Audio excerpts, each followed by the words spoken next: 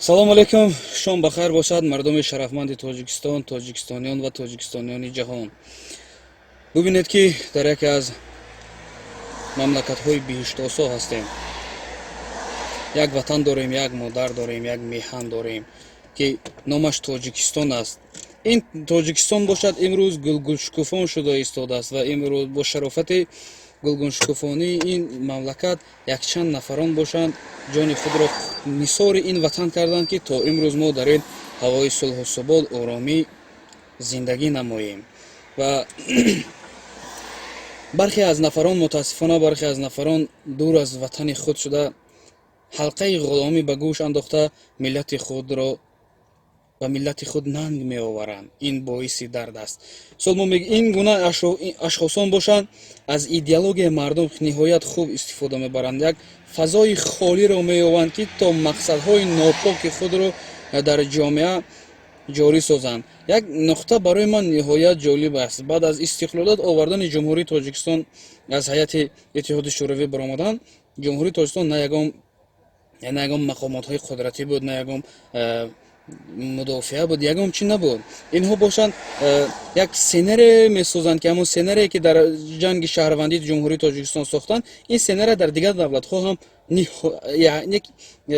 ҳамон сценаре воқеан ҳамон худи ҳамон сценаре аст ки давлатро халқро идеологияро мегардонанд, мардумро ба ду гурӯҳ тақсим мекунанд, байни ҳам иғво меандозанд ва сипас дар ин ҷо бошад фазои ниҳоят мусоидат мешавад барои ҳокимиятро гирифтан ва барои мақсадҳои нопоки худро дар ҷомеа амалӣ сохтан. ин гуна бошад ана ҳамин мақсадҳои нопоки худро низ дар ватани мо ҷорӣ сохтанд. баъд аз истиқлол овардани ҷумҳурии тоҷикистон давлати мо ягон мақомотҳои қудратӣ набуд ки сарҳади моро ҳимоя кунад. инҳо бошанд аз ҳамин фазои озод истифода намурда, фазои холӣ истифода намурда мардумро ба ду гурӯҳ карданд. майдони шаҳидон гуфтану баровардан мардумро ба шаҳид даъват карданд, гӯё ки онҳо дар роҳи худо шаҳид карда истанд. худ ғазоват кунед мардуми сарбаланд. алҳамдулиллоҳ ки мо ҳама мусалмон ҳастем. мусалмонро кушад, куҷо ин ҷиҳод аст? инҳо гирифтанд ана ҳамон ҷиҳод гуфтанду мардамро даъват карданд. ниҳоят баъз аз мардуми курсавод, он вақт мардуми мо савод надошт, зеро онҳо баъзан оятҳоро мегирифтану ба таъби дили худшон ба тарҷума мекарданд то барои мардумро идеологияи онҳоро вайрон карданд. идеологияи мардумро вайрон карданд. ҷанг шаҳрванда дар тоҷикистон шурӯъ шуд. шумо бинед ки баъд аз ҷанг чӣ гуна хисорот ба миллати мо ворид шуд. зиёда аз 1 миллион нафар аҳолии ҷумҳурии тоҷикистон ба хоки афғонистон фирор кард. ҳангоми фирор кардан аз дарё мегузаштанд, модар бошад аз фарзанди худ ҷудо шуд, яки ҷон додани фарзанди худро бо чашмони худ дид. бародар силоҳ гирифтан муқобили бародар баромад. ҳатто президентҳо бошанд, вақте ки дар даврони президент даст кашиданд. раҳмон набиёв маҷбур аз аэропорт оварданду имзояшро гирифтанд ки то ӯ аз вазифаи президентӣ даст кашад. ниҳоят як фишор овардан, даст кашид ва ниҳоят бошад мардум ба як хеле тангӣ оварда буданд. тоҷикистон ба варақтаи марг омадагӣ буд, ба сари ҷарӣ. ҳама гумон мекарданд ки тоҷикистон барҳам хӯрд, вале хушбахтона боз ба ҳамагон маълум аст ки таҳти ҳамин пешвои миллат мо тавонистем ки як ҳамин нафар мардонавор баромад ба майдон, ваъда дод, сулҳ офарид. вақте ки барои музокирот ба хоки афғонистон мерафтанд, Саид Абдуллоҳи Нурӣ гурӯҳи мухолифин ки буд, барои музокироти сулҳ мерафтанд, дар хоки афғонистон фуруд омаданд. вақте ки ҳангоми ба хоки афғонистон рафтанд, ҳамон дар сари чамбараки хатсайри ҳамон ҳавопаймо нишастании инсон гуфта буд ки ҷаноби олӣ, биёед мо ба ватан баргардем, зеро мо дар минтақае ҳастем, агар аз абр буроем мо ду роҳ дорем. яке моро мекушанд, дуюм ин ки моро маҷбур толибон фишор мебуранд ки то моро ба асирӣ гиранд. ва дар ҳамин бобат ҷаноби олӣ мегӯянд ки ман фарзанд дорам, оила дорам, ҳама чӣ дорам, азиз ҳастанд, вале муҳимтар аз он халқи ман азизтар аст. ман ваъда карда будам ки ба миллати худ сулҳ мебиёрам. аз ҳамин сабаб мо меравем. дар ҳамин ҷо бошад Саид Абдуллоҳи Нурӣ як минтақаи ниҳоят ҷангзадаро интихоб карда буд ки гуфт ки агар ман ин минтақаро гирам, امام علی رحمان آمدن نمیتواند، شاید ترسد، ولی که آمده وقتی که اساسگزار اصول وحدت ملی آمدن بعد از چند ساعت ها پس بعد این مخالفین نوری سیدالله نوری آمد و در همانجا پرزیدنت همان وقتا برهان الدین ربانی گفت که تاجیکستان را مثل افغانستان نکنید. افغانستان که خود ما مردم همزبان و همسرحد هستیم، ببینید که بین ما یک دریا است. شب نیست که ما آرام خواب کنیم. تاجیکستان رو به این وضعیت نبیارید. و عبدالله نوری خطاب کرده گفت که بین نوری گفت امام علی رحمان در بالای یک پارچه گلیم نشسته، پیاله چای در دست، صلح گفته ایستاده است. و در همانجا مذاکرات کردند 30% کرسی وزارتی مملکت رو به گروه مخالفین دادن و با مرور زمان کار فعالیت کردن نتونستند. به همگان معلوم است این آهسته آهسته از وظیفه پرتافتن رفتن و نهایت این حزب تشکیلات تروریستی اکستریمیستی حزب نصرت اسلام یک نقاب شد که از نام اسلام برآمد کردن. این اسلام رو یک نقاب خود کردن که زیر این نقاب چهره های حقانی اینها پنهان بود. از نام اسلام برآمد کردن. اسلام تروریستی نمیخواد، اسلام دوستی میخواد، اسلام محبت میخواد، اسلام پاکیزگی میخواد. اینها گرفتند و اسلام را یک سلاح کردند تا به مقصدهای ناپاکی خود رسیدن. و نهایت باشد تشکیلات تروریستی اکستریمیستی حزب نصرت اسلام سال 2015 همچنین تشکیلات تروریستی اکستریمیستی چهره اساسی این اشخاصان زیر این حزب فعالیت میکردن عیان شدند. مثال ما میگیریم که اینها خواستند که در تاجیکستان 3 سپتامبر سال 2015 یک تبادلات بیارند. از دولت‌های خارجی مبلغ کلان گرفتند، سلاح و اسلحه را از انبارهای امان چست ها گرفتن و خواستن تبادلات کنند، ولی به مقصد ناپاک خود نرسیدند. چهره اساسی اینها در آن همان وقت معین شد که اینها کی هستند و چی میخواهند. و سپس در یک چند برآمدها محیدین کبیری گفته بود که من وطن خود را ترک نمیکنم. این خائن کبیری در زیر هر یک قدم کبیری یک بلای هست.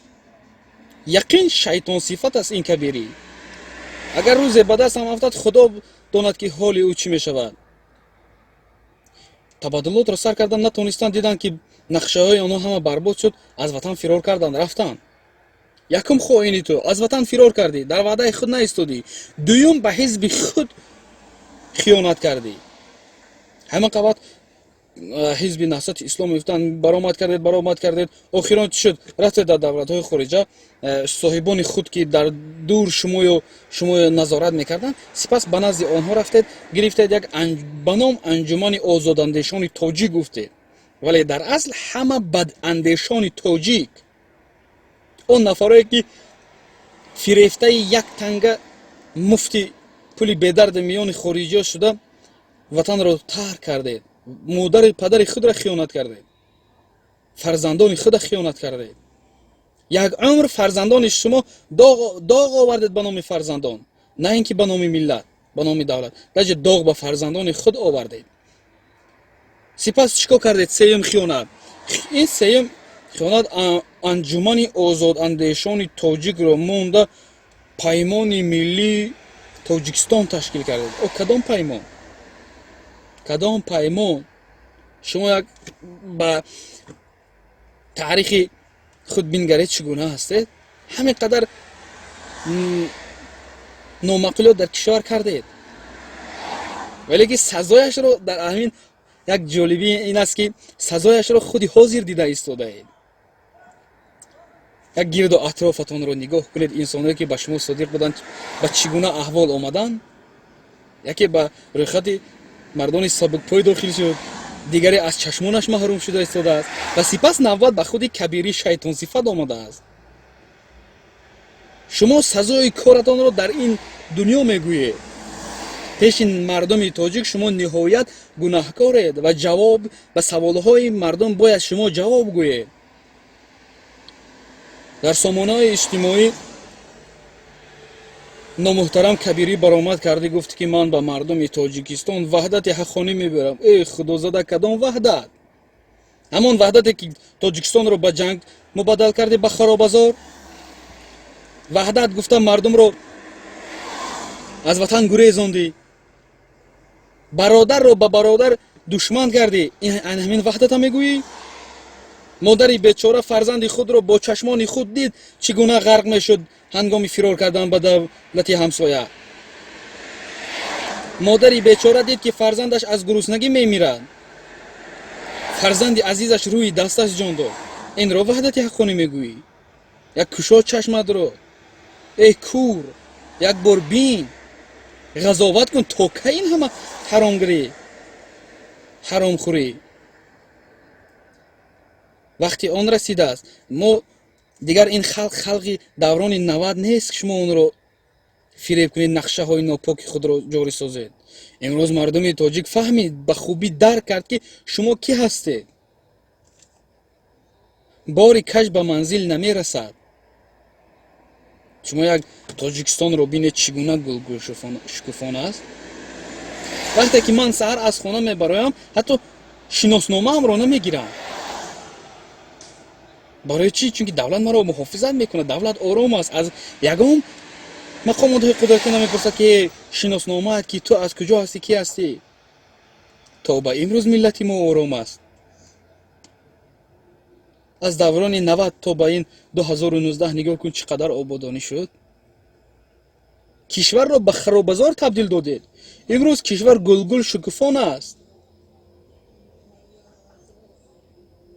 тоҷикистон ба яке аз минтақаҳои биҳиштосои рӯи ҷаҳон дохил шуда истодааст. зеботарин кишвар. тамоми давлатҳо таваҷҷӯҳи худро, сайёҳони дигар хориҷӣ таваҷҷӯҳи хосае доранд ба тоҷикистон. инак як нуқтаи дигар ба хотирам расид. сухан дар бораи сайёҳон гуфтем. раҷи ҳамин сайёҳонро ҳам шумо хостед ки ба ватани мо набиёянд, ба тоҷикистони азиз. чӣ кор кардед? якчанд сайёҳонро куштед. мусулмонии шумо ҳамин аст. мардумро ҷиҳод гуфтеду ба худи давлатҳои ҷангзада ҳатто равон кардед. инро мегӯед ҷиҳод. худ маънои ҷиҳодро медонед чӣ ҳаст? имрӯз ҷиҳоди бузург хидмат ба падару модар аст, хидмат ба ватан аст. ҳазрати муҳаммад алайҳиссалом мегӯянд ки он нафаре ки як шабона рӯз барои муҳофизати ватан бедорхобӣ мекунад, аз 1000 сол, аз 1000 моҳ тоату ибодат болотар аст. шумо чӣ кор кардед? дар ҷамон нафарое ки дар сафи қувваҳои мусаллаҳ мерафтанд, мардонавор ба хизмати модар ватан буданд. модари бечора, оилаи онҳоро интизор буд, онҳо ифтихор мекарданд ки фарзанди мо имрӯз ватанам ҳимоя мекунад. даҷи онҳоро ҳам ба қатл расондед. соли 2015 ниҳоят вақти он расидааст ки шумо ба нақшаҳои нопоки худ як ҷавоб гӯед. ва сипас мардуми сарбаланди тоҷикистон, мардуми шарафманди тоҷикистон хуб дарк кард ки шумо як мушт хоин ҳастед. ба мисли саг аф карда меистед. чуноне ки саг ба моҳ акос мезанад, шумо ҳамин гуна акос мекунед. имрӯз ҳазорҳо родмардони ватан ҳастанд. намегузоранд нақшаҳои худро дар тоҷикистон ҷорӣ созед, нақшаҳои нопоки худро. имрӯз мардуми тоҷикистон хуб дарк кард ки шумо чӣ гуна инсон будед, чӣ гуна инсон ҳастед ва чӣ гуна инсон будед. боки мардуми сарбаландманди тоҷикистон, ман ба шумо боз ҳам бурдбории комёбиҳо ва як саҳми арзандае барои пешрафти давлат аз шумо умедвор ҳастам. зеро миллати тоҷик созанда буд, ҳаст ва созанда хоҳад монд. зеро миллати тоҷик як ғурури тоҷикона дорад. бубинед ки дар давоми ҳамин истиқлолият овардани тоҷикистонро ба чӣ гуна гулзор табдил доданд. дар ҳама баромадҳо асосгузори сулҳу ваҳдати миллӣ мегӯянд ки ин як саъю талоши сарвари давлат нест. мо аз сарвари давлат рӯҳия гирифтему ватанро обод сохтем. аз он кас нерӯ гирифтем. инро мегӯн родмардӣ. боқӣ ҳамдиёрони азиз, ҳамватанони азиз, сарбаланду хонаобод бошед, дар паноҳи худованд бошед ва муҳофизгари ватан бошед. ба софии оби зулолат қасам, ба покии хоки ҷалолат қасам. Зи кӯҳсору водӣ ҳама тоҷикем, ҳама як дилу ҷон ба ту содиқем.